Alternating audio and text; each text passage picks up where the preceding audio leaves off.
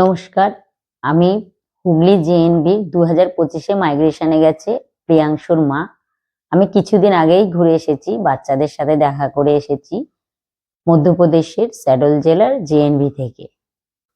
আমি আপনাদের এই ভিডিওর মাধ্যমে দেখাবো আমি কিভাবে গেছি, যাওয়ার আগে যে প্রসেস বা কিভাবে গেছি, কোথায় ছিলাম, বাচ্চাদের সাথে কিভাবে দেখা করেছি, ডিটেলস। তাহলে চলুন দেখি আমার ভিডিওটা। আপনারা যারা মাইগ্রেশনে গেছে বাচ্চাদের সাথে সেই স্কুলে দেখা করতে যেতে চাইছেন, তারা সেই স্কুলে যাওয়ার ডেট, যেই ডেটে যাচ্ছেন সেই ডেটের আগে আপনাদেরকে একটা কাজ করতে হবে। সেটা হচ্ছে যে স্কুল থেকে বাচ্চা গেছে সেই স্কুলে গিয়ে আপনাদের একটা আধার কার্ডের জেরক্স বা আধার কার্ডটা অরিজিনালও নিয়ে যেতে পারেন, নিয়ে যেতেও হবে। আর এই ইয়েলো কার্ড, আর সাথে 1 কপি করে ফটো। যতজন আপনারা যে ফ্যামিলি থেকে যাবেন প্রত্যেকের 1 কপি ফটো আর আধার কার্ড সঙ্গে নিয়ে যাবেন। আর সাথে একটা অ্যাপ্লিকেশন লিখে নিয়ে যাবেন, যে অ্যাপ্লিকেশনটা লিখবেন যেন আমার আইডেন্টিটি ভেরিফাই করে দেওয়া হয় বলে অ্যাপ্লিকেশন করে নিয়ে যাবেন। নিয়ে আপনাদেরকে এই রকম একটা ফর্ম ফিল আপ করে দেবে, আর এইটাকেই ওনারা স্ক্যান করে স্কুলে রেখে দেবেন। আর আমাদেরকে এইটা সাইন করে ম্যাম দিয়ে দিয়েছিলেন, প্রিন্সিপাল ম্যামে সাইন করে আমাকে। এইটা নিয়েই আমাকে, যেখানে আমি যাচ্ছি, আমি গিয়ে নেমেছিলাম বেহারিতে। এটা হচ্ছে বেহারি স্টেশন থেকে 7 থেকে 8 কিলোমিটার দূরত্বে। বেহারিতে যাওয়ার জন্য 3টে ট্রেন আছে, সপ্তাহে 2টো আছে, ভূপাল এক্সপ্রেস আর কোয়া। আর ডেইলি যেটা আছে সেটা হচ্ছে শক্তিপুঞ্জ এক্সপ্রেস। আমি চলে গেছিলাম শক্তিপুঞ্জ এক্সপ্রেসে। আমি চেপে পড়েছি শক্তিপুঞ্জ এক্সপ্রেস দুপুর 1টা 10-এ হাওড়া থেকে। ট্রেন ভূপালী এক্সপ্রেসও হাওড়া থেকে, কিন্তু কোয়া হচ্ছে চিতপুর কলকাতা থেকে। এসে নেমে গেছি বিহারিতে, এই যে শক্তিপুঞ্জ এক্সপ্রেসে। আমাদের ট্রেন এসে দাঁড়িয়েছে 2 নম্বরে। আমাদের এবার যেতে হবে 1 নম্বর প্ল্যাটফর্মে। 1 নম্বর প্ল্যাটফর্ম থেকে বেরোলেই দেখো অটো টোটো দাঁড়িয়ে থাকবে এখানে সারি সারি।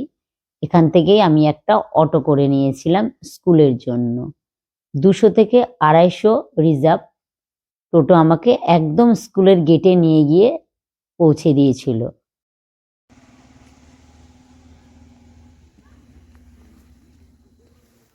আমি চলে এসেছি মাইগ্রেশনে বাচ্চাদের সাথে দেখা করতে স্যাডল নবোদয়তে। এই দেখো 2-3 জনের সাথে দেখা হয়েও গেছে।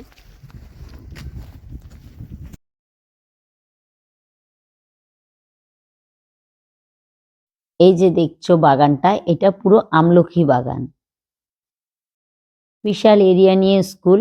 পরে স্যারদের থেকে জানতে পারলাম 150 বিঘে জমির ওপরে তৈরি হয়েছে স্কুলটি।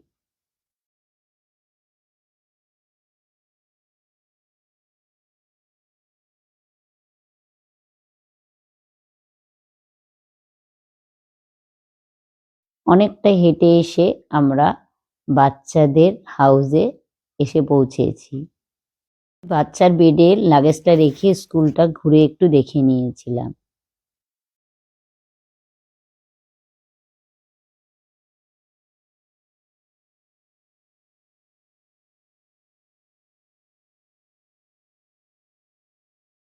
আমি বাচ্চাকে লিভ নিয়ে বাইরে নিয়ে এসেছিলাম। আর হ্যাঁ, এখন স্কুলের ভেতরে প্যারেন্টসদের থাকা বা রাখার কোনো সুবিধে কিছু নেই। আপনাদেরকে যারা যাবেন হোটেলেই থাকতে হবে।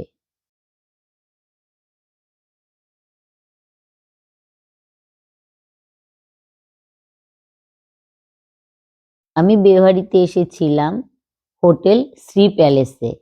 আমি আপনাদের শ্রী প্যালেসের নাম্বারটা ডেসক্রিপশন বক্সে দিয়ে দেব। প্যালেসের ভাড়া পার ডে 1 থেকে 1,500 টাকা, আর খাওয়া দাওয়ার চার্জ এক্সট্রা।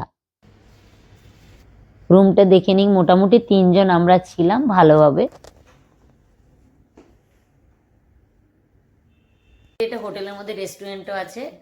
আমরা খাবার অর্ডার করেছিলাম, আমাদের রুমেই দিয়ে গেছে।